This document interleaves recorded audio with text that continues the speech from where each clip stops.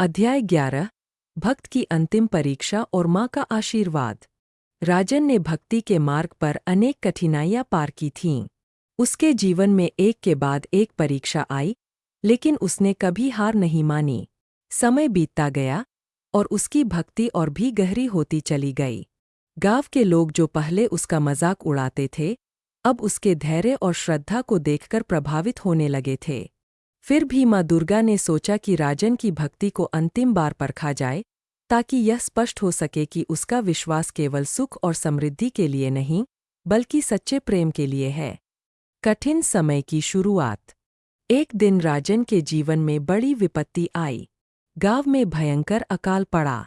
बारिश समय पर नहीं हुई, खेत सूख गए और लोगों के पास खाने को अनाज भी नहीं बचा। इस कठिन समय में गांव के लोग अपनी जान बचाने के लिए शहर की ओर भागने लगे, लेकिन राजन ने गांव नहीं छोड़ा।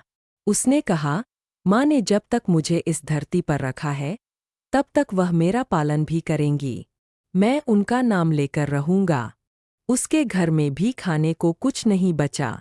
3 दिन तक उसने केवल नदी का पानी पिया और माँ के सामने दीपक जलाता रहा। उसका शरीर कमजोर हो गया, लेकिन उसका विश्वास पहले से भी ज्यादा मजबूत हो गया। माँ का अदृश्य आशीर्वाद। चौथे दिन राजन भूख से बेहोश हो गया। उसी रात एक दिव्य प्रकाश उसके घर में फैला। उसने स्वप्न में देखा कि माँ दुर्गा प्रकट हुई है।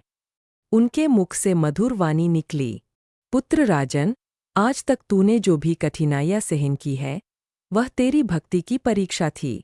तू हर बार सफल हुआ है। मैं तुझसे प्रसन्न हूँ। कल से तेरे जीवन में सुख समृद्धि की धारा बहेगी। राजन ने आंखें खोलीं तो उसके सामने अन्न से भरी एक टोकरी पड़ी थी। यह देखकर उसकी आंखों में आंसू आ गए। वह जान गया कि यह माँ का ही आशीर्वाद है। गांव में चमत्कार। अगले ही दिन आकाश में काले बादल छा गए और मूसलाधार बारिश होने लगी। सूखी हुई धरती हरी हो गई, खेतों में फसलें लहलहाने लगीं। गांव वाले राजन के घर दौड़े और बोले, राजन, यह सब तेरी भक्ति का फल है। तू सच में माँ का सच्चा भक्त है। राजन ने मुस्कुराकर कहा, नहीं भाइयों, यह मेरी नहीं, माँ की कृपा है।